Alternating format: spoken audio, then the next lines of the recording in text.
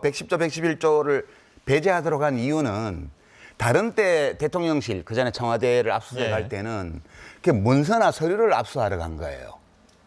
그러니까 거기가 군사기밀 보호구역이고 그 문서나 서류를 보관하고 있는 장소, 또 서버 이런 것들이 전부 기밀사항이 많기 때문에 협의해서 요구하는 걸 내주고 이렇게 했단 말이에요. 근데 이번에는 달랐던 게 대통령을 체포하러 간 거예요.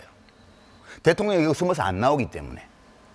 그 안 나오는 이유를 뭐로 되냐면 군사비밀보호구역이라는 걸로 해서 이 형사소송법 110조, 111조를 이유로 안 나오고 있는 거예요. 경호실이 이걸 가지고 힘으로 막고 있는 거예요. 그래서 판사가 생각하기에 이것은 대통령실에 있는 어떤 관저에 있는 어떤 물품이나 이런 거를 압수하라는 게 사람을 붙들러 가는 건데, 사람을 붙들기 위해서 사람이 안방에 안 있고 어디 다용도실에 숨었다 하면 다용도실에 가야 될 거 아니에요. 그러니까 사람을 체포하기 위한 수색영장이에요. 그러니까 이런 거는 처음이 맞아요. 이게 과거에도 없었고 앞으로도 있으면 절대 안 되는 영장이니까 그런 거로 저는 이해를 했고요. 예. 법원에서도 이랬기 때문에 이 합법성을 다 인정했다고 저는 보고요.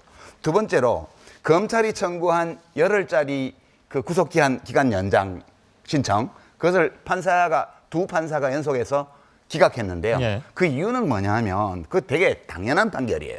이게 그 공수처법을 보면요. 공수처법 26조에 어떻게 돼 있냐 하면 판사와 검사의 범죄 혐의에 대해서는 공수처가 직접 기소합니다.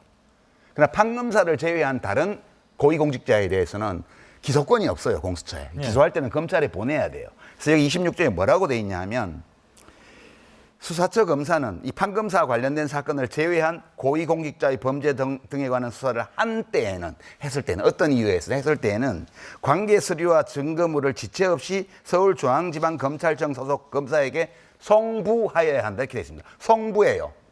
이게 이첩 이런 게 아니에요. 예. 송부예요. 그냥 보낸다는 뜻입니다. 그리고 그 다음 조항에 중앙지검의 사건 처리 검사는 서류와 증거물을 송부받아 해당 사건의 공소제기 여부를 신속하게 공수처장에게 통보해야 한다 이렇게 되어 있습니다. 이거를 그대로 법문대로 해석하고, 그리고 원래 이 공수처법을 만들 때 국회에서 붙여놓은 입법 취지가 있습니다. 그걸 보면 이 고위공직자 사건에 관해서는 수사기소 분리예요. 수사는 공수처, 기소는 검찰 이렇게 되어 있기 때문에 예.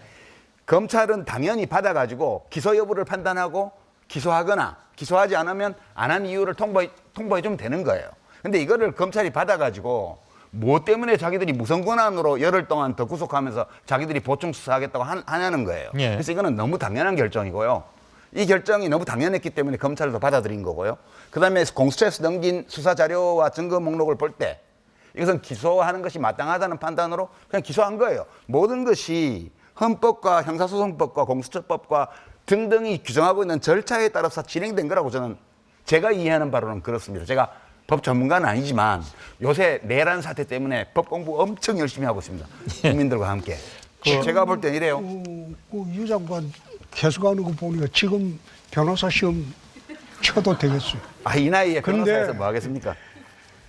검찰이라는 사람들이 그 법조항을 제대로 쳐다보지도 않고 구속 기간 연장 결정서를 법원에 보냈다는 게 얼마나 코미디입니까? 그렇죠. 그건 잘못된 거죠. 예? 예. 그것도 또 최근에 대검에서 법원을 비난해가면서 또 성명서를 내고 하는 것도 그 코미디야.